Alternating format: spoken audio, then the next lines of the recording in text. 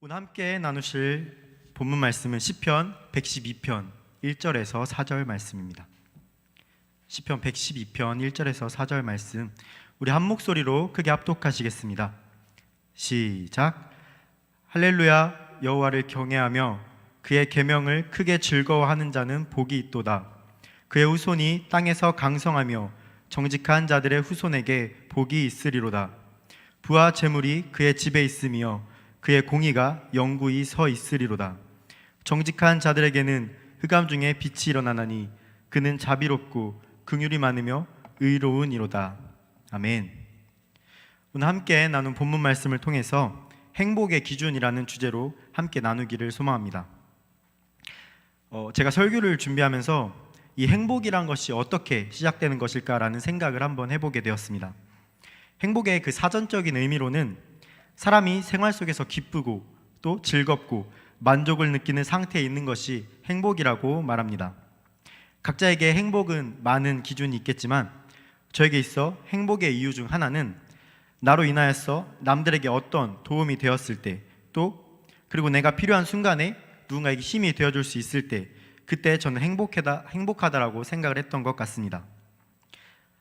각자의 그 행복의 기준은 참 많은 것 같은데, 자신이 많이 가졌을 때 행복하다고 생각하는 사람들이 있는 반면에 부족해도 하루를 살아갈 수 있을 때, 또는 이런 것이 아닌 그 주어진 하루를 잘 마쳤을 때 행복하다는 사람도 있을 것입니다. 그런데 이 행복을 잠깐만 누리고 싶은 분은 아마 없을 것이라고 생각이 됩니다. 모두 이 행복을 지속적으로 누리고 싶고 또 오랫동안 누리고 싶은 마음이 대부분이라고 생각이 됩니다. 며칠 전에 제가 고등학교 때부터 알고 지낸 그 친구와 통화를 하게 되었습니다.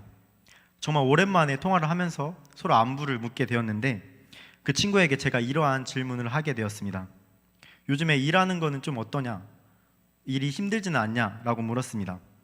그때 이 친구는 새로운 일을 알아보게 되었고 또 돈을 더 많이 벌 수 있어서 그 직장으로 옮기기로 했어 라고 저에게 대답을 해주었습니다. 그러면서 저에게 하는 말이, 사실 돈은 충분히 벌었고 또 나름의 안정도 찾았는데 저와 함께 했던 그 20대 초반의 나이와 또 저와 그 다른 친구들과 함께 했던 그 추억들이, 그 행복감이 없어서 자꾸만 더 다른 일을 찾는 것 같다고 저에게 말을 하였습니다. 여기 계신 성도님들은 이 행복에 대해서 어떻게 생각하고 계십니까? 적어도 제 친구의 그 행복의 기준은 돈이 아니라는 것을 알 수 있습니다. 다시 말해서 이 물질적인 것과 또 세상적인 것에 오는 것이 아니라고 생각이 됩니다. 저는 오늘 함께 읽은 본문 말씀을 통해서 행복이 무엇인지 묵상한 것을 나누고자 합니다. 먼저 1절 말씀을 제가 한 번 더 읽겠습니다. 할렐루야, 여호와를 경외하며 그의 계명을 크게 즐거워하는 자는 복이 있도다. 이 말씀 구절을 쉬운 성경으로 번역해 보면 이렇습니다. 여호와를 찬양하십시오. 여호와를 두려워하는 사람은 행복한 사람입니다. 그분의 명령에서 큰 기쁨을 얻는 사람이 행복한 사람입니다. 아멘. 행복한 사람은 이렇게 여호와를 경외하는 사람이며 또 여호와 하나님의 말씀에 순종하는 사람이 바로 행복한 사람이라는 것입니다. 우리가 어떠한 고난을 겪거나 또 이러한 선택의 기로에 놓여 있을 때 우리는 많은 고민을 하게 될 것입니다. 그러나 바로 그때 우리가 하나님께 구하며 또 하나님의 말씀으로 우리가 순종할 때 우리의 문제를 해결해 주실 것을 믿습니다. 그 순간이 바로 하나님께서 우리에게 주시는 행복이라고 생각이 됩니다. 오늘 시편의 기자가 말하는 복은 이렇게 행복의 그런 감정일 뿐만 아니라 하나님과의 올바른 관계를 통해 누릴 수 있는 그 마음속에서 솟아오르는 행복과 기쁨인 것입니다. 우리 마음 가운데 우리가 기도하고 또 하나님의 말씀을 듣기를 소원하며 하나님과 깊은 교제를 나누게 될 때 우리 안에서 기쁨이 솟아넘치기를 간절히 소망합니다. 이렇게 행복은 환경과 또 삶의 변화 때문에 결정되는 것은 진정한 행복이 아니라고 생각이 됩니다. 정말 하나님께서 보장하시는 그 행복이 영원한 행복인 줄 믿습니다. 오늘 함께 나누고 있는 이 시편은 바로 행복이 주제입니다. 시편 1편의 첫 구절은 이렇게 시작이 됩니다. 복 있는 사람은 악인들의 꾀를 따르지 아니하며 죄인들의 길에 서지 아니하며 오만한 자들의 자리에 앉지 아니하고 오직 여호와의 율법을 즐거워하여 그의 율법을 주야로 묵상하는도다. 아멘. 이렇게 말씀처럼 행복에 대하여 이 말씀이 시작되는 것입니다. 시편 1편과 오늘 나누는 본문 112편 말씀이 이렇게 행복으로 긴밀하게 연결되어 있는 것을 알 수 있습니다. 하나님을 경외하면서 또 하나님의 말씀을 따르는 것이 바로 행복한 길인 것입니다. 또 악인들의 꾀를 따르지 않는 것, 죄인들의 길에 서지 않는 것, 오만한 자들의 자리에 서지 않는 것이 바로 행복한 사람의 모습입니다.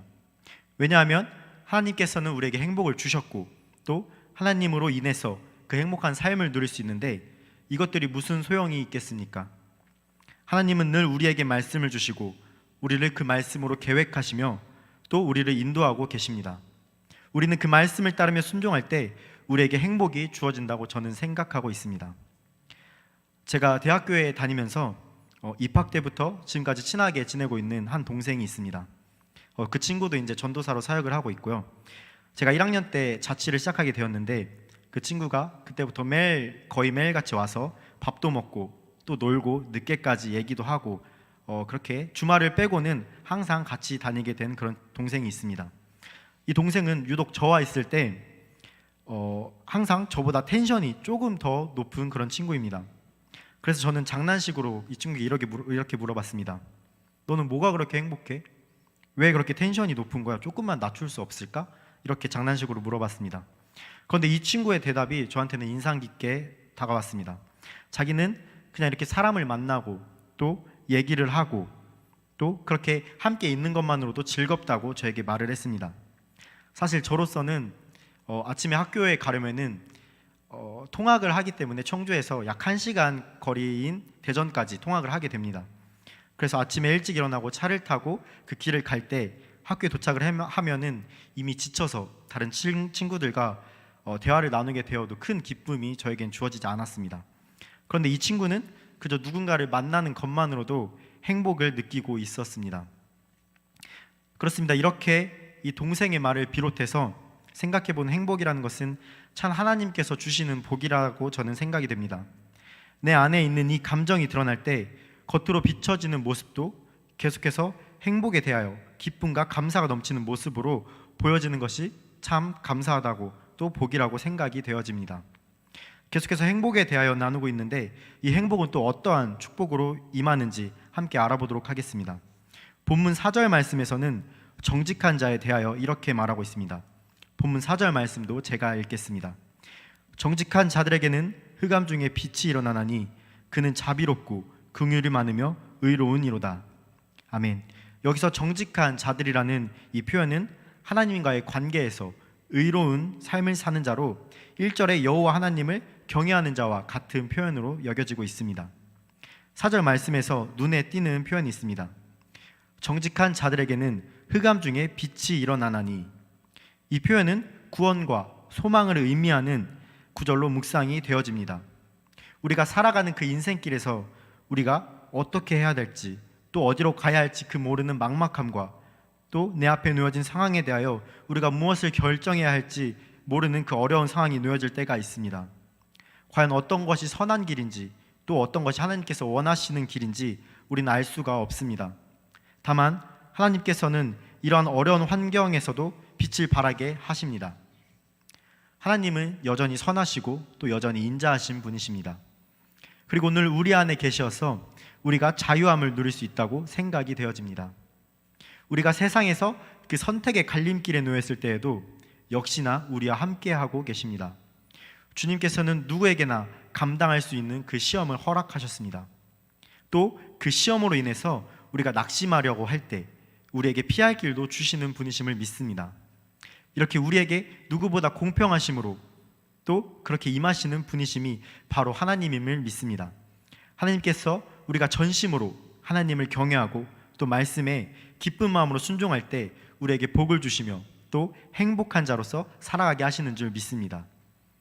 또 우리에게 견고함을 주셔서 영원히 흔들리지 아니하리라고 말씀하고 계십니다.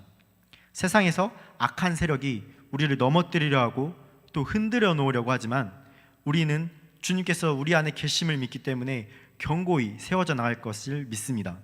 그러기 위해서 우리가 더욱더 주님을 의지하고 또 어떠한 상황에서도 믿음으로 바로 세워져야 할 것입니다. 믿음으로 말미암아 견고한 마음을 지니게 된 자가 되어서 하나님께서 주시는 그 목적과 또 그 목적을 인내함으로써 기다릴 때 우리 가운데 도전을 주고 계십니다. 이렇게 여호와를 경외함으로 우리의 삶과 또 가정 가운데 하나님께서 주시는 그 본문 2절 말씀처럼 우리 후손이 강성해지는 축복을 주고 계십니다. 하나님의 풍성하신 자비를 따라 살며 늘 우리에게 유익을 더하실 것을 기대하며 신뢰하기를 원합니다. 세상에서 악한 자들은 헛된 권세, 즉 사라질 것들에 대하여 최고로 그것을 복으로 여기고 있습니다. 그러나 우리는 하나님을 경외하는 자로서 믿음으로 확신할 때 비록 당장의 삶이 조금은 빈공할지 모르지나 하나님의 영광을 나타내는 자로 주님 안에서 행복을 누리는 자로 살아갈 것입니다. 마지막으로 이 행복의 기준에 대해 정리하려고 합니다. 함께 나눈 내용을 통하여 알 수 있는 것은 우리가 누리는 이 행복의 기준이 하나님이 주시는 그 복인 줄을 믿습니다. 행복이라는 찬양 가사가 있습니다.